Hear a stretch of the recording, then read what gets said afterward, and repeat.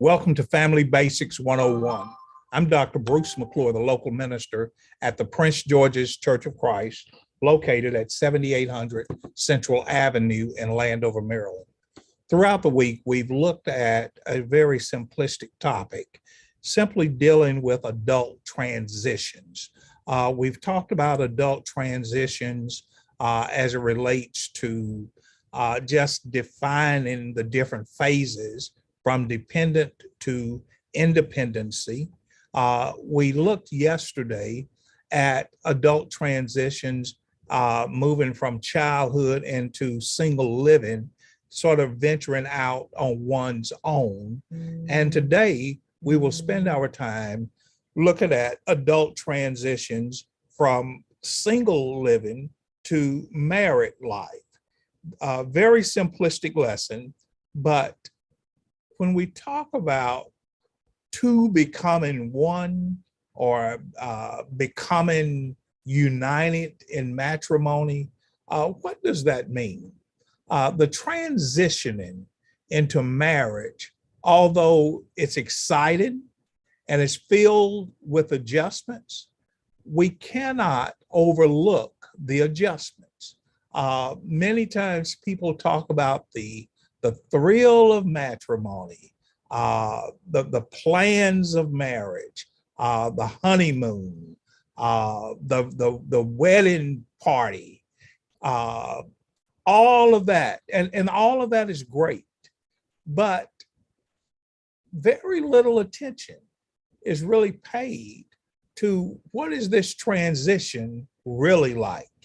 The chief adjustment is figuring out how to merge two people in one. That's the real challenge that many couples fail to understand and honestly fail to properly navigate.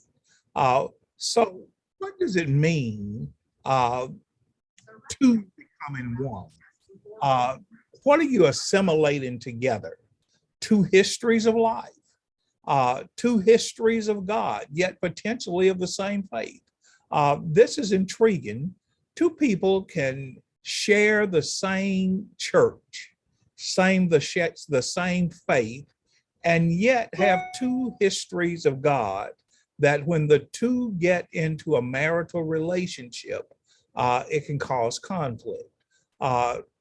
One of the best illustrations I have of that is something that we do at the Prince George's Church of Christ. We only have one worship service, 10 a.m. on Sunday mornings.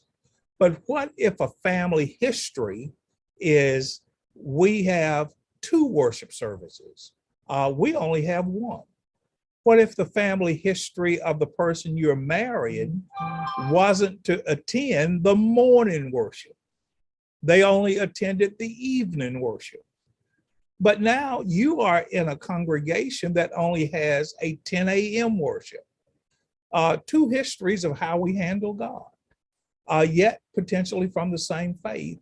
And that's part of that assimilation, the merging together. Two ways of problem solving. How do you handle problems in your life? How do they handle problems in their lives? Many people can become very, very stressed and very, very agitated about problems in life. And other individuals just kind of calm and, this is a situation, but I don't think the ship is going to sink. And that can really cause conflict because the individual that is very high key will sometimes translate the person who is low key into they're not concerned about this. Almost like Jesus with his disciples. Lord, don't you care that we're going to drown? And the Lord was saying, absolutely, I care. But I'm the Lord and you're the disciple. And the way you handle problems and the way I handle problems are quite differently. But when two become one into a marriage, the same thing basically happens. Two ways of defining social life. Some people will come from a background to where it's just the what I call unhealthy, but the enmeshed family. Everything centers around the enmeshment of the family. Other individuals come from a family where the more the better. And now you're two becoming one. How do you blend that together? Uh, Thanksgiving just passed. One family comes from a history of we don't eat pork. Another family comes from a history of we only eat seafood. How do you assimilate that together in a healthy manner?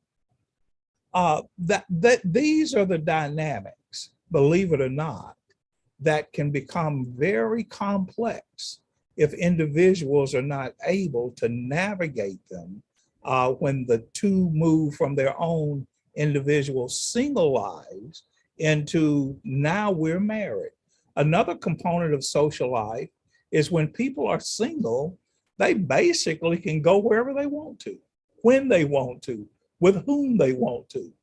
But then once the marriage takes place, life becomes more accountable to the individual as well as to their spouse. You can't just get up and say, I'm going on vacation, I'll see you when I get back. Now you've got to determine we're going on vacation. I'm going to have a night out with the guys. I'll see you tomorrow morning. No, you've got a wife at home. Financially, it is a little bit different. I can't go out and buy the biggest, I don't know, whatever, and come home and say, honey, look at what I bought. The two have to become assimilated and merge more healthy into one. I wanted to share with you some Old and New Testament passages that I think help clarify this better than I can articulate it. In the book of Deuteronomy, chapter 24, verse 5, when a man has taken a new wife, there were some expectations from heaven. One, he shall not go to war. Two, he should not be charged with new business. Why? Because he must be free at home. Free, what do you mean?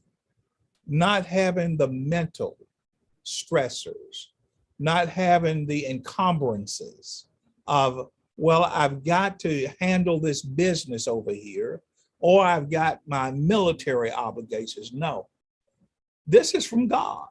So he can be mentally clear, alert. His mind is not stressed. So he shall be free at home for 1 year and bring happiness to his wife, who he has taken away from her environment and taken to become one with him. He's taken her from what's familiar. And biblically, what we're learning is it takes about 1 year to settle into that newfound environment. Ephesians 5, verse 25, these are more familiar passages. Husbands, love your wives, just like Christ also loved, or just as Christ also loved the church and gave himself for it. The operative in this verse is he freely gave. He wasn't forced.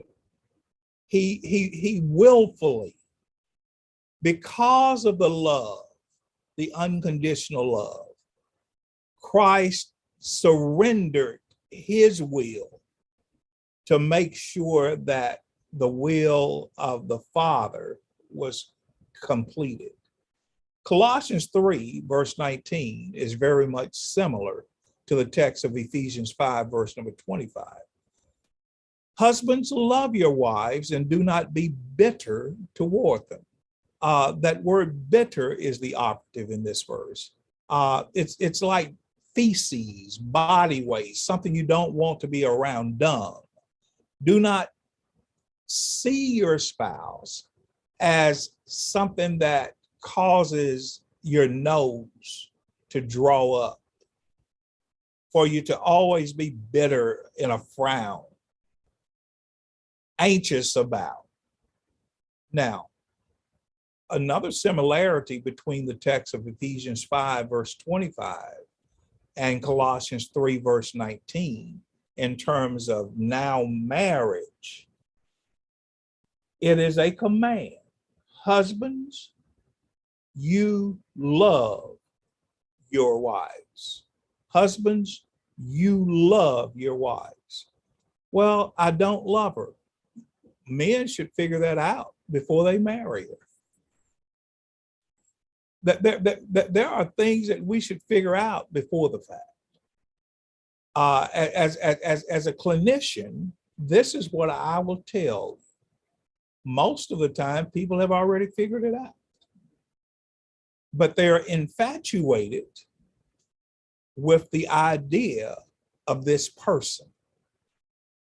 But back in the depths of their psyche, it will amaze you what people have already figured out. But oftentimes, it is ignored. And finally, 1 Peter 3, verse 1. Likewise, you wives, be in an orderly manner. The King James uses the term in subjection to your own husbands, that if any obey not the word, they also may, without the word, be won by the conversation or the way the person conduct themselves. So what's good for the husband is good for the wife. She is given the directives from heaven to be in an orderly manner. Well, no man can make me, no man should make you. I don't listen to what men say, but we're supposed to listen to what God says. I've never listened to a man in my life. Well, if you want to be in a marriage, you probably need to listen to what God has to say. And that's why Peter is given by inspiration those words. You wives, you be in an orderly manner. Not your husbands make you be, not your husbands force you to be, but if you're going to be in this relationship called marriage, then it is up to you to conduct yourselves in a marriage expected way. Be sure to come back for our next class that I think will be even more exciting. We're going to talk about parenting. We've moved from single life to married life, and we'll next talk about parenting. I look forward to seeing you back in class. Don't be late and don't skip class.